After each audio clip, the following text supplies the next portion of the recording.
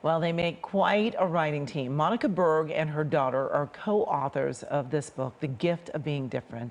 It's a powerful message, and the book is helping other children and parents. And joining me now is co-author Monica Berg. Welcome. It's good to have you. Thanks for having me. All right, so let's talk about just the book and the inspiration behind it. Tell us what it's about.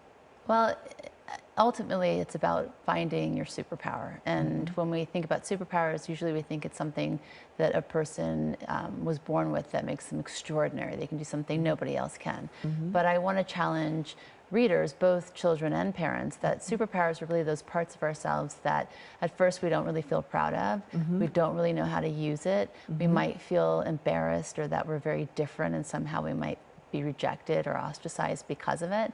So the story behind this is when Abigail was struggling in school in second grade and in third grade, and we hadn't diagnosed her yet with dyslexia, she just felt different and she felt ashamed that she struggled so much. And we were able to reframe it to really see this as her superpower. And it doesn't have to be dyslexia, it doesn't even have to be a learning difference, it could be anything, but it's really embracing the parts of yourself that make you feel less than. Yes, yes. How important, obviously, you wrote this book for other children and parents, but how has it helped Abigail?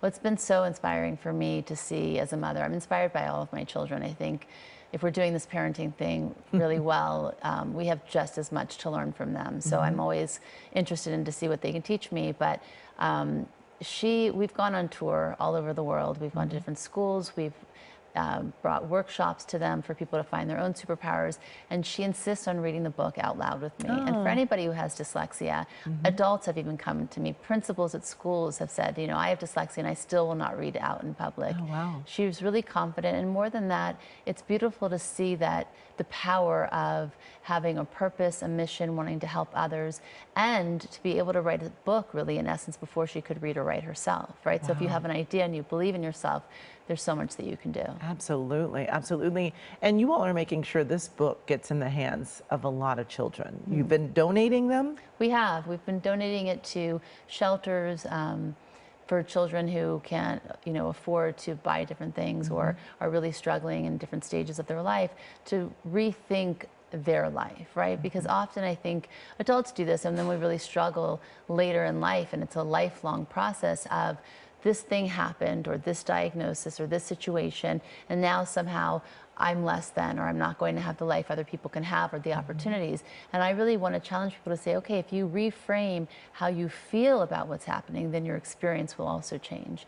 And that should be available to everybody. Sure should. Thank you so much. It's a beautiful message.